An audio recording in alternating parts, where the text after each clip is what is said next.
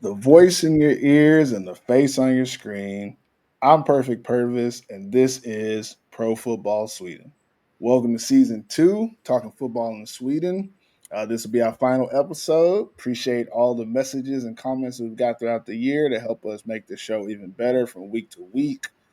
Today, I am joined by my co-host, Jalo Juice. What up, Juice?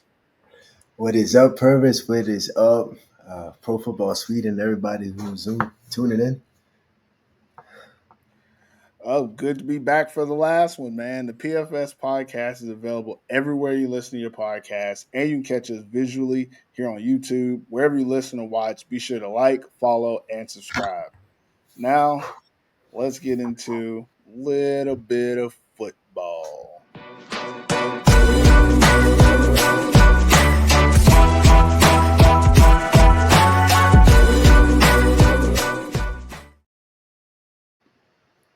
All right, first quarter here on the PFS pod. Let's talk energy from the championship game. What was positive? What was negative? Let's start it off, Juice, with the negatives from the championship for you. Um, negatives that there's always a loser. Uh, Mm.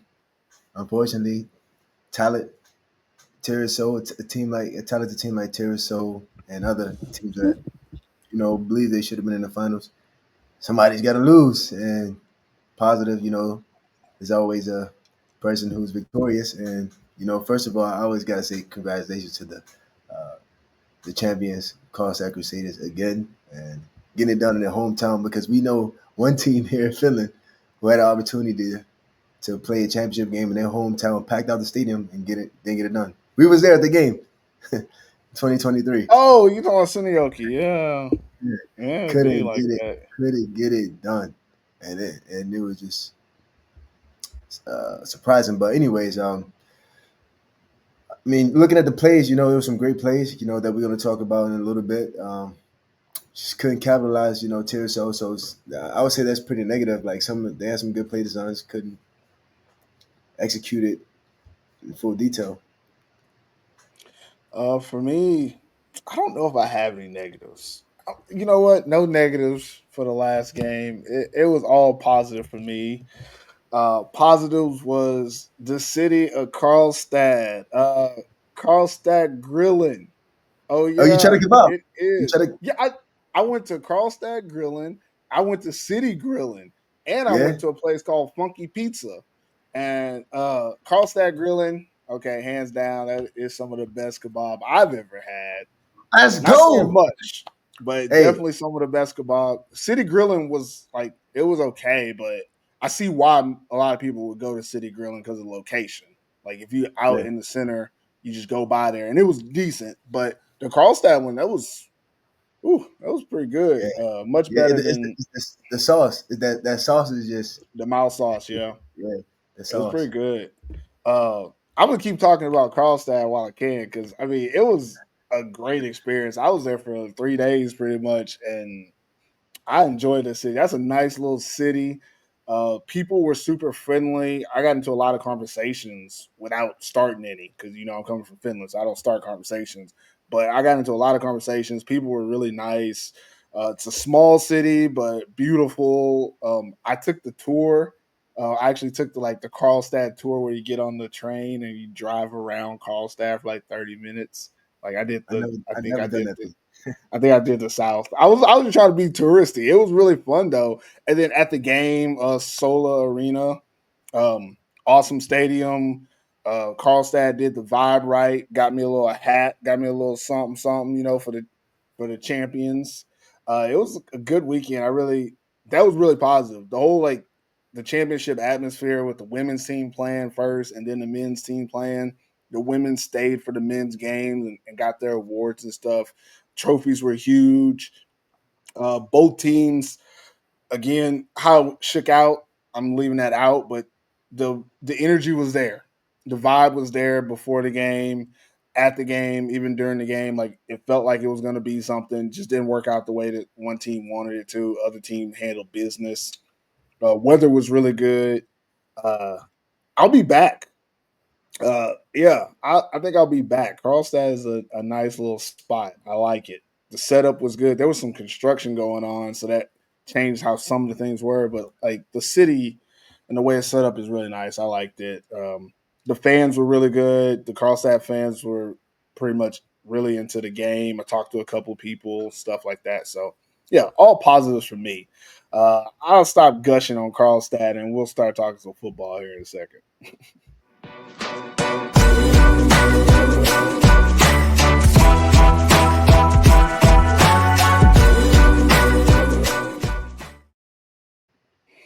All right.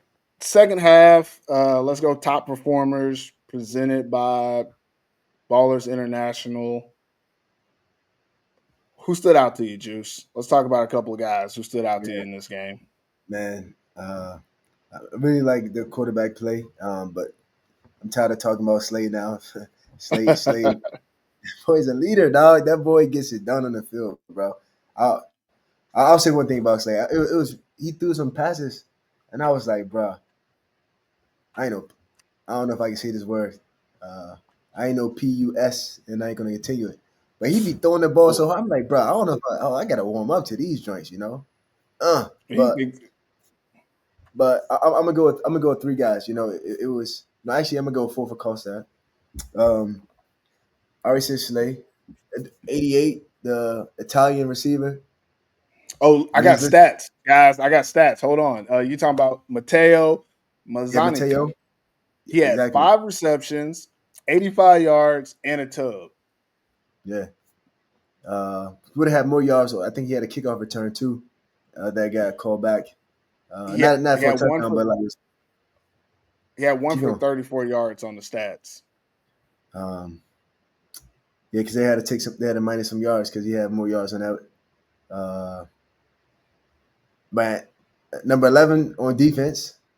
Um, I didn't take the time to learn his name, but he was swaggy too. Nils Yeah, Nils Nils. Yeah. Imcevic. I can't say his last name. I know his first name is Nils. Hold on. Let Let me me see. let me check out his stats. Hold up. Nils had 6 total tackles, and he got credited with an interception, but I think that was Rory Kelly's interception. No. He did. He got a pick. He got a pick He early. He did. got the first He pick. had a pick. Yeah, yeah. He got a Okay. pick early. Well, Rory had MC. 3, I think, and they gave him 2, so I think the stats were off. Yeah. Then of course I'm going to go with Roy Kelly because he got a pick and he tried to get a little juicy too, and he had a catch as well that He he scored a touchdown. Yeah. now I mean the touchdown, cool. I mean, to be honest, I saw that play coming from a mile away. He was already like leaning forward, you know, like and because they did that same play against Erebru when they beat Erebru the Mm. last game of the season, or not the same exact play because I think he came across, but he snuck around the backfield. But it was just like, bro, you got to know that something's up with Roy in that play. He was leaning really hard. That's on Brock's Colwell right there. But uh, yeah, so Roy Kelly, number 11, he was coming downhill fast. I love the energy. He was looking swaggy too, so it made him look a lot more scarier too on the football field. Slay Drum and then the other guy I already said. So those are I got for the top performance. Then Anton Bjork, my guy. Uh, that's the only guy I would list off from to this. Mm. I would have went with the same guys, honestly. I probably would have added Matthias Eriksson. He had 13 total tackles in the game. And just, I mean, 42 Yeah. is everywhere. And, It and, is what it and he had is. a touchdown too. And he had a touchdown, He had a offensive touchdown. touchdown? Oh, yeah, Yeah, yeah, he he had a did. Yeah. It made me think that Ma- he's about to retire, bro. It's like they was doing a lot to get in the ball. It's like, all right, man, this is gonna be your last game. Let's make it happen. Let's Doing have a day. everything. Yeah, I don't have any names to add because you named pretty much everybody I Yeah, would have named. Uh, I mean, yeah, and I'm looking at the stats now. I'm like, well, maybe there's somebody that like did really well that I didn't name, but nah, you named them all. That was it. I mean, obviously the receivers from Carlstad, everybody got a little bit of burn, couple touches. Number 13, Jacob Bergwell. I don't know how yep, tall you is, man, but that dude is a skyscraper. Gosh, yeah. that He kid looked tall. huge, yo. Yeah, Jacob looked huge on the field, man. he only had a couple catches early in the game, but it looked like, oh man, he's just a man out there. Um, I guess that's it for like top performers, but this is, I mean, last show, so we got to talk about the game. Anything specific that you saw in the game that you like want to throw out there about what happened? Give us your take on the game, actually. I mean, like my take on the game, it's kind of we knew this and we said this last week. If Carlstadt had the ability to get up by a few touchdowns, it can Mm-hmm. be a blowout. We know that both teams got the ability to come back, but that's Carlstadt is a team that you don't want to play from behind. You can play with the battle. They score, you score, they score. You got to figure out how to get a few stops and get a few more touchdowns because they're mistake free. They don't make too much mistakes. But my take on the game is like Tiraso was still in there, even though like the score was, a big difference. It's a lot of plays that was designed and they just couldn't capitalize on all their plays. I mean, it was one play. I'm not sure how exactly it would have went with Vigo. They did like a double pass and they tried to throw it to him and he just slipped and he's like, my leg is stuck. And Mm-hmm. with his shiftiness, it could have got through, but it was somebody there who was in the right position. He could have got some yards, but I think he could have made a play on the play. Um, but against another team, that play would have been successful. And to be honest, like one thing that I noticed, both OCs came prepared.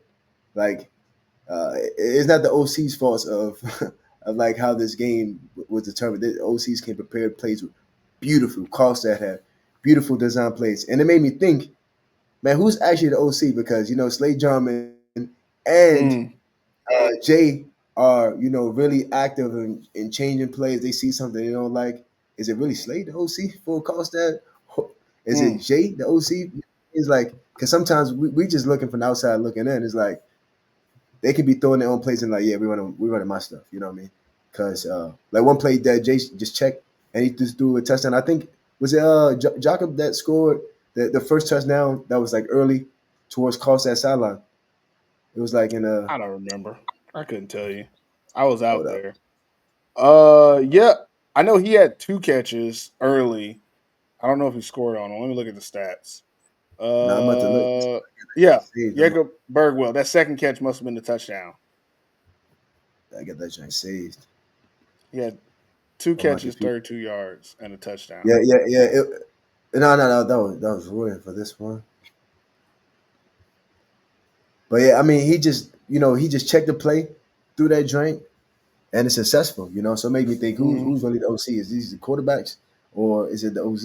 You know, Well, but I think you got to be Sometimes you got to realize like offensive coordinator doesn't necessarily mean you have to be the play caller. You're coordinating offense. That's the OC's job, yeah, really. On the field, you want to be. I mean, in the NFL, there's some OCs who are not the play callers. They have a different person call the plays. So it's okay if a quarterback is calling some of the plays and making checks because he's doing it within the scheme of what the offensive coordinator wants. And the offensive coordinator probably gives him that type of freedom, like, hey, if you see this, you can do this and that. So it's probably them working together more than it is like Slade just doing his own thing. He comes off as I saw him talking to the coaches a lot on the sidelines in between what is it called? Whenever you got on the field, when they weren't out there, I see him talking yeah. to the coach on the sideline a lot. So In in between between positions, series, sorry, yeah, yeah. yeah, possessions and series. I don't know why I'm Makes not sense. using the right vernacular, but I want to read my notes because I was at the game, and as I was at the game, I was sending notes to our group chat. So I'm just gonna read through my group chat, and this should tell you what I thought about the game. Because now I've already watched like three finished games since then, so I might not even really remember. So here's what it says on from my timeline: All right. Carlstadt walking it down the field, no problem. Whoever number 13 is, he making a fool out of both corners in man situations. I see them do work on number 23 and number 47. And that was the only two catches he had, but he beat both their corners. I was like, man, uh your boy number 11 out here eating. Big hit, then a pick. That's what my Yeah, notes say. That's Niels. Quick 14-0. Time to get my Carlstad gear on. I went and bought me a hat when I knew who was going to win the game. Said, oh, damn, 13-0. They missed a PAT. Tirso looked overwhelmed on offense, maybe the crowd. And I'm going to talk about this one a little bit is because it just looked like they didn't show up. It looked like Tirso just did not show up in the biggest game of the year. It looked you had the tip pass early in the game that turned into an interception where Anton doesn't normally like tip a pass like that. He'll bring that into his body. He didn't. It just looked like their offense wasn't able to get anything going. They couldn't block anybody up front. Jay was running around like a chicken with his head cut off for most of the game. And that's just really how it looked. It looked like they just weren't ready. And I was on the sidelines. In the second half, I went down to the field and those horns were loud. Yeah, They're very loud, and like if you're on the field, like that could have been disturbing. I don't know. I put question mark maybe the crowd because commentators said the same thing too. it was loud. Like when I was in the stands, it didn't seem nearly as loud. But when I got like on the sideline and I could hear it from the stands, like going down, it was very loud, and across that crowd was rowdy. And it wasn't like oh, we'll wait till third down. As soon as they got the defense, it was loud. It was Yeah. just loud the whole time. Like as soon as they got ready to like break the huddle, they just started the noise. And they kept it going the whole game. I think that could have had an effect on their offense a little bit. That's a true 12th man. That's a true 12th Yeah, man. yeah. That's a true I'm a, 12th man. I'm I'm gonna continue with my notes. I got a couple more notes. Keep going. Jarman putting on a damn clinic. That's on my notes. Damn it, I missed the touchdown because I'm in line for a drink, but it's a route now. Like they was up like right when they went like 20-0. I missed that touchdown because I went to go get a drink. It was hot out there, man. Carlstad, it was like plus 28. I was moving around, starting to sweat a little bit. That was Matthias joint Uh right there. That connect. oh, that's what I missed. Okay, that makes sense. Yeah. And I heard he did something, but I didn't know. Tiraso put together a good do or die drive. Uh, got cut. Oh, got cut with the throwback to double V. Oh, got cute. I wrote. I Yeah. meant to write. Got Yeah. cute with the throwback because you always say they have like cute plays. They got cute with Yeah. the throwback to double V Yeah. to score. And at that point I was like, okay, they're trying to work their way back into the game, but they actually moved it well all drive by using double V as a catalyst in the run and the pass. On that one drive that they did score, they were going through double V. They were letting him run the ball, throwing him the ball, making sure that he was the reason their offense was working. I didn't see him do that for most of the game. And maybe some drives he just wasn't able to get started, but when they were able to utilize him, they did have success on that drive. After that, it was a route, so I was walking around, but I did right refs controlling the last 2 minutes with penalties because the game was getting a little long there, and the Yeah. refs just kept throwing up penalties and stuff. And I think Tirasold gave up just too much for him in this moment. I think that's how the game went. Tirasold, they technically showed up, but it was one of those games where I don't feel like the Tirasold team feel like they like play a game where they got beat. They probably feel like they beat themselves. No disrespect to Carlstadt. I think Carlstadt did exactly what they needed to do. But that Tiraso team that we saw play, it wasn't what they expected, we expected. It didn't look like anything that they've shown us pretty much all year. So again, that type of stuff happens in football. It's just unfortunate that they did that in the championship because that's the one time you don't want that to happen. Hmm. Last thoughts on this game was that I'm glad I got to go to Karlstad. It was fun. I don't know. The game itself just wasn't nearly as interesting as I would have liked it to be. Any last thoughts you got on it? Yeah, I mean, I just kind of want to add more to what you said. But I would say a positive for Tennessee. Like they did a good job at slowing down the run game of Carlstadt. Oh Uh, yeah, they did. because Tim Schultz is a really good running back, and the week before, uh, he was pretty much. I mean, he's not the reason why they won, but technically he is because he scored all like a bunch of touchdowns the week prior in the semifinals over Kronstadt. But so I give Cheetos to Tennessee for doing that. You know, the D line play. You know, they was able to make Slade move around. You know, like Uh, Yeah, he like did move a lot. yeah, Slade they had to move a lot, and uh, Slade wasn't just like running super easy when he had to run, even though that's not his forte. At least that's what I see on film. Uh, yeah, and I also got to say like a big shout out to Carlstad's defense. I don't know for sure if it's Tracy Garrett who's the DC. I know I seen him on the sideline, but they did a good job of keeping Kevin Borsay out of from making good plays. Anton, made some plays, and he was just making some plays on the scramble because that's what they're able to do until. So Jay is able to back up and just chill and look, and Carlson just gets to the ball really fast. And they had the 12 man helping them out as you just spoke about with the loud noise and things like this. I'm definitely about to talk to Seppo and say, look, hey, we need that 12 man for real. We need that. We need to go buy Oh, some things and have them blowing some tunes because we can. oh yeah. They had in the stands. They had little like noisemakers that you could just buy there. I think that's what a lot of people did. I think you like use your Swish or something. It was in Swedish. I wasn't trying to read Yeah, no Swish. signs, Yeah, but Swish is like I mobile think you pay. just yeah, I think you just swish like 3 or 35 crowns or something, and then everyone just would pick one up and they make noise because everybody had those noisemakers in the stand. So that makes sense. I want to read a couple more stats now that I got the stat book, just so people understand that sometimes these stats really do tell you the story.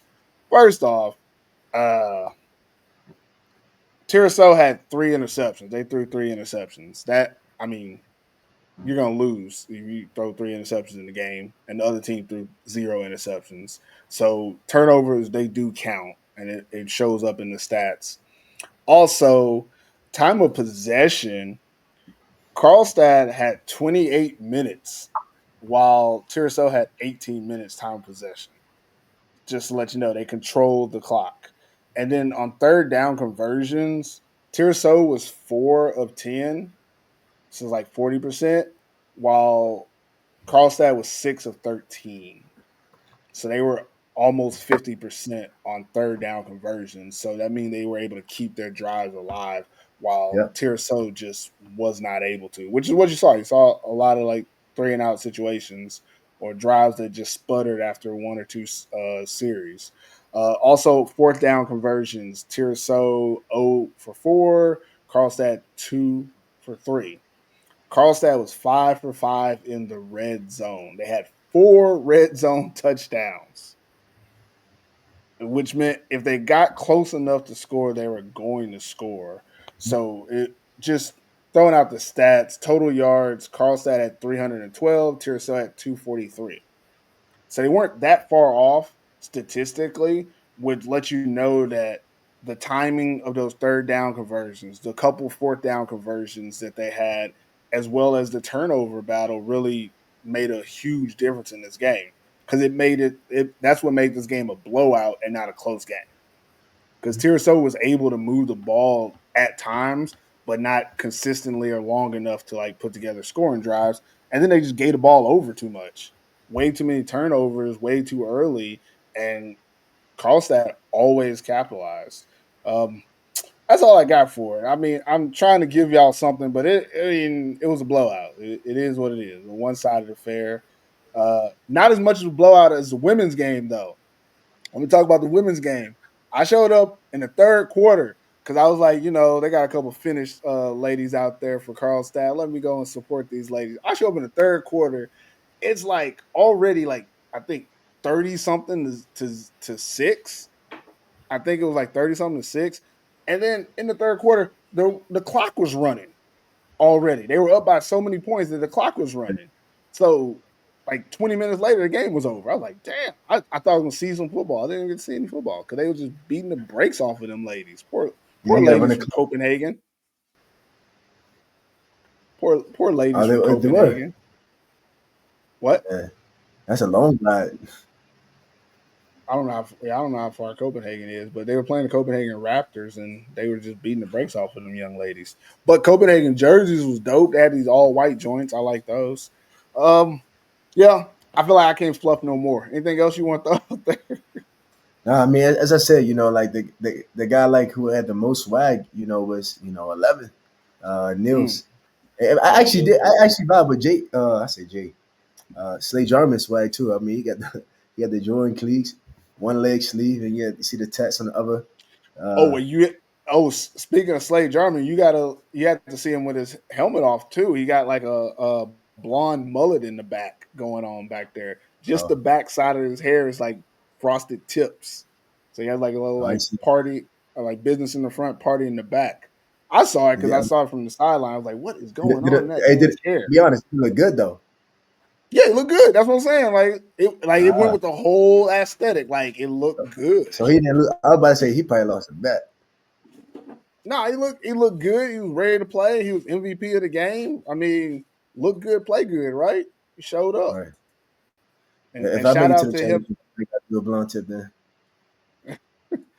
and shout I out ain't coming. shout out to his dad for coming in and talking to me after the game. We had a good little chat about the history of Slade Jarman and Perfect Purpose on the PFS Oh, pod, going back from with all the the way last garbage, year.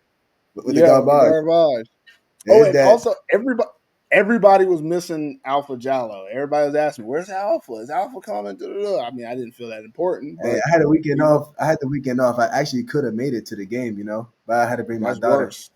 Yeah. That's worse. You could have No, brought her. She hey, could have look, hey, came and hey, I hung took out. my daughter to a church camp. Took her Mm, to a church camp. She had some fun. If I'd have brought her over there, that'd have been selfish because it'd have only been for me. I know it'd have been. mm. I know. She could. Mama Anna would have loved to take care of her. Can left him with some of the female players. She speaks There was Swedish, so kids out there. There was kids out there. It was fun. everybody she Papa. It was family friendly. Yeah. So it'd have been, So I yeah. guess that's it. Let me jump to the overtime. We don't have no more football to talk about.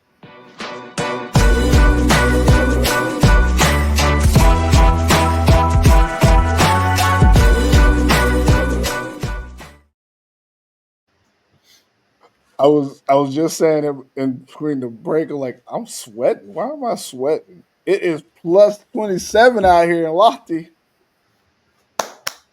Hey, Feels we good. got some amazing weather. The beach today. I was running on the beach, so my hamstring is Hmm. healthy. Okay. Hopefully, Kobe Steelers don't know about that. If I know that I had a I, bad I hamstring, hope they not. whatever. I hope they not watching this. But anyway, but the beach was booming today in Vaza. Booming. They got to because you only got so many days. Yeah. But yeah, let's get our outro. That's it for this episode of Pro Football Sweden. This will be the last episode. So before we sign off for the season, let's talk final impressions from the 2025 season. Is there any last thoughts you have before we get out of here, Juice, about this year and the Super Serien? Yeah, I mean, I'm glad that all the teams that competed this year in the Super Series this year, 2025. It was a good fight. Anytime you can have like a team to finish the season and win a championship, and they don't go undefeated, that says one thing. That means that it was competitive, and more if there was so many teams. Like this, is the first year that we've seen the Super Series where they didn't have like uh, 3 weeks before the end of the season, they didn't have like the automatic number one seed or two seed. Yeah. You had to wait all the way to the end, and like they don't know if they got to send their players home early or if you was like Stockholm because you still had a chance. It's competitive, So as I said, I don't think Copenhagen is watching this video today, but if you guys are, make sure you guys come back. You make the league better. Even though some probably other teams like, oh, you guys trash, I went 0-win, etc. You guys were able to compete in some games. Same with Lemheimer Griffins. Cook still down there. Y'all got that rivalry. Maybe another team like Yet the Bordy comes up. So y'all got another conference down there.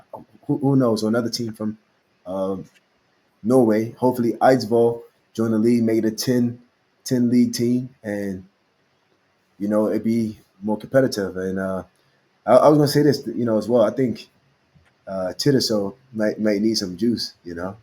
I think that's the You think missing piece so? for the yeah, I think so. I might missing some juice, man. Might need some juice. Okay, that Might makes need, sense.